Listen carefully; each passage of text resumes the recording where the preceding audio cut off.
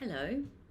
Many parents ask me how to increase their enjoyment of their child's adolescence. Adolescents aren't the only ones who struggle with developmental shifts, and most parents' development into midlife coincides with their child's development into adolescence. And many of the difficulties that parents have with their adolescent can actually have a lot to do with what they are experiencing developmentally. Midlife can be a time of heightened introspection and self-evaluation. Throw a challenging teen into that mix and you have quite the recipe for struggle. The good news is, whenever you experience a positive breakthrough for either yourself or your teen, it tends to have a reciprocal effect. Likewise, though, you can expect to have a harder time personally when your young person is having a harder time. The reciprocal nature of these developmental challenges and breakthroughs can shine a light on the deep connection that still exists between us and our teens, even if we sometimes feel we're losing them. Moreover, it gives us clues as to the importance of caring for ourselves as well as our teens. When we tend to the developmental needs of either of us, we both prosper. Most parents' midlife concerns are things such as, am I in the right career? What am I going to do with the rest of my life now that my child is becoming an adult? Is this marriage still for me? If only I had chosen when I was younger. And many parents find a way to deal with their midlife concerns in such a way that doesn't negatively affect their relationship with their adolescent.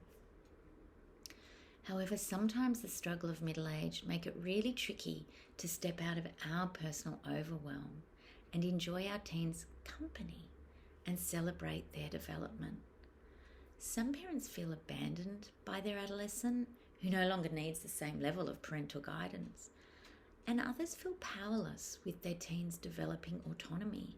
Others may feel jealous of their adolescent's youth and limitless possibilities, and regretful of their decisions they made in their young adulthood.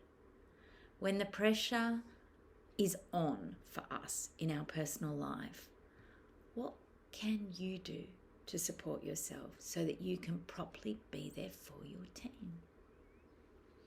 Well, your mental health and well-being can be improved and your midlife struggles reduced by nourishing your own life. And I know I talk about this, and I've talked about this before on this YouTube channel. But here's some ideas. Engage yourself in satisfying interests outside of your parenting. Develop a foothold outside of your parent role that will give you more expansive and fulfilling sense of who you are and what makes you happy. Moreover, this broader sense of identity can act as an anchor for you in times of stress.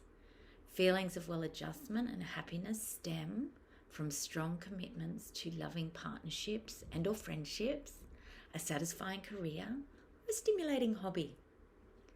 Self-care increases your resilience in the face of daily stress. It is a necessary, not a luxury. If self-care activities such as sleep or exercise, relaxation practices, or eating well make you feel guilty, or like you're wasting time, remember the fastest way to burn out is to stop practicing self-care, and therefore it's non-negotiable. Self-care helps you to be the happiest person and the best parent you can be. And crucially, it shows your young person how pleasurable and fun adulthood can be. Stay engaged with your adolescent child in a loving, authoritative, open, warm, and communicative manner. And this will bring more relaxation and joy to your life. Remember your adolescent's essential goodness and actively choose to foster a positive outlook towards them and their developmental changes.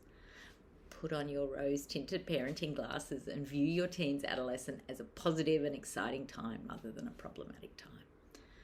Remember that your child's difficult behaviour represents their developing assertiveness and feel proud of them for this growing sense of personal identity. Your teen's developing independence represents an opportunity to carve out a new relationship with them. It doesn't spell the end of your loving connection, Your adolescent child's newfound independence is in fact desirable and necessary. We don't need to fear it. Striving for autonomy at this time is healthy and is best achieved in the context of close, loving relationships with you as the parent.